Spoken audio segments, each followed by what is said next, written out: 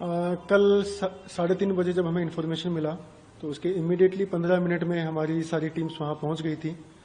NDRF की team, आपदा मित्र, police department, महसूल विभाग, रेवेन्यू, जिला परिषद की टीम, पीएमआरडी की टीम, सब लोगों की टीम तुरंत वहां पे पहुंच गई थी। करीब 250 लोगों का टीम वहां पे पहुंचा। सारा मशीनरी जो चाहिए रेस्क्यू के लिए वहां पे अवेलेबल करा के दिया और उसकी वजह से ऑपरेशन रेस्क्यू का इमीडिएटली चालू हुआ। टोटल मिला के 55 लोग, 55 लोग जो है वो ब्रिज कोलैप्स होने की वजह से नीचे गिर गए थे और उसमें से हमने सक्सेसफुली 51 लोगों को वहां से रेस्क्यू किया। सभी की जो सिचुएशन है, उनकी अभी जो परिस्थिति है वो स्टेबल है। 38 लोगों का, 38 लोगों का उपचार अभी हॉस्पिटल में चल रहा है, उनकी भी जो परिस्थिति है वो स्टेबल है। अनफॉर्चुनेटली 4 लोगों की मृत्यु हो गई है। कल रात को 11 बजे तक हमारा रेस्क्यू ऑपरेशन चला था। मिसिंग लोगों की जो भी हमारे पास में इन्फॉर्मेशन आई थी, कल रात को 11 बजे तक हमने सबको आइडेंटिफाई कर लिया था। एक बार रात को हमने 2 राउंड एडिशनल रेकी के लिए कि इन्फॉर्मेशन मिसिंग जो हमारे पास में है वो तो हमने आइडेंटिफाई कर लिए हैं, लेकिन उसके अलावा भी कोई ना रह जाए उसके लिए हमने 2 एडिशनल राउंड कंप्लीट किए और 11 बजे रेस्क्यू ऑपरेशन कंप्लीट किया। सुबह अभी दोपहर तक हमारे पास में मिसिंग इन्फॉर्मेशन कोई भी नहीं है, तो अभी काफी विश्वास से कहा जा सकता है कि हमने सब लोगों को वहां पे जितने भी थे उनको रेस्क्यू कर लिया है। अनफॉर्चुनेटली जो 4 लोगों की डेथ हो गई थी उन लोगों की बॉडीज भी आइडेंटिफाई हो गई हैं, उनको भी हमने बाहर निकाल लिया है।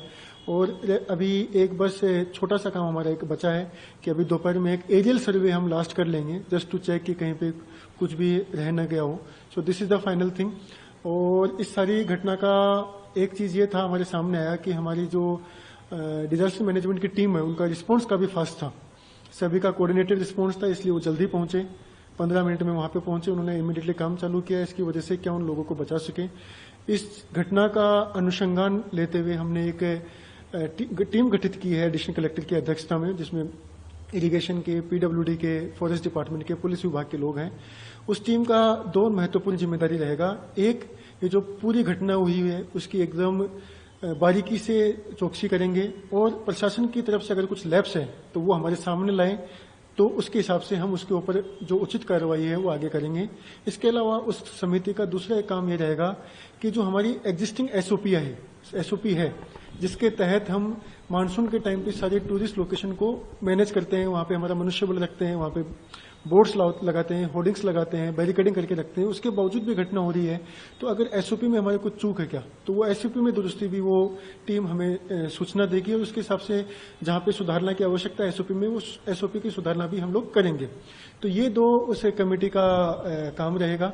इसके अलावा हमने अभी 7 दिन पहले ही मैंने एक आदेश निकाला था जिसके तहत जितने भी टूरिस्ट लोकेशन है जहां पे पानी का दबदबा होता है, पानी का वाटरफॉल है, रिवर का फ्लो है, उस जगह बंदी डाली थी कि टूरिस्ट वहां पे नहीं जाएं। मैंने खुद ने आह्वान भी किया था, मीडिया के थ्रू भी किया था, सोशल मीडिया के थ्रू भी किया था, और उसके बावजूद भी वहां पे मोटी संख्या पे टूरिस्ट पहुंचे। हमारे लोगों ने उनको रोकने का कोशिश किया, उसके बावजूद भी वहां पे लोग गए और ये अनफॉर्चुनेट घटना हुई।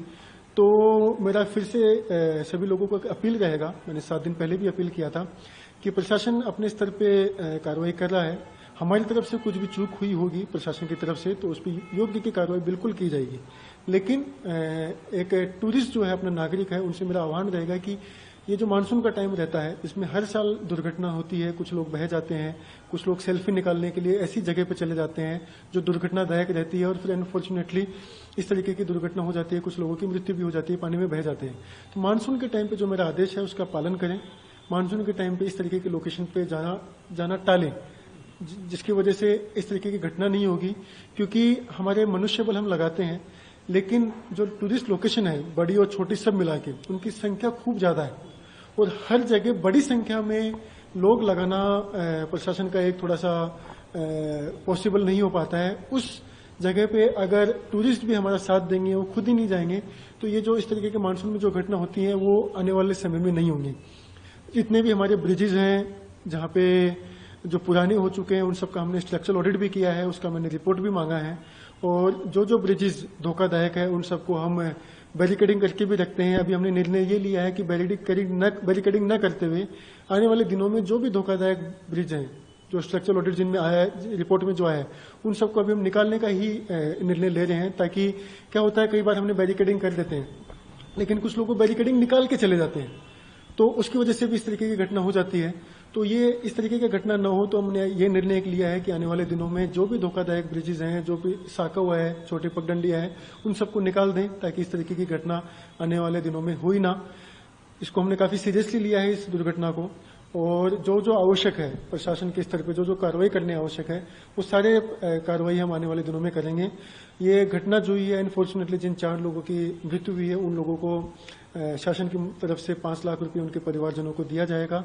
जो उपचार जिन लोगों का चल रहा है, उनका 100% उपचार शासन के थ्रू किया जा रहा है, और आने वाले दिनों में और ज्यादा सतर्कता से हम काम करने का कोशिश करेंगे।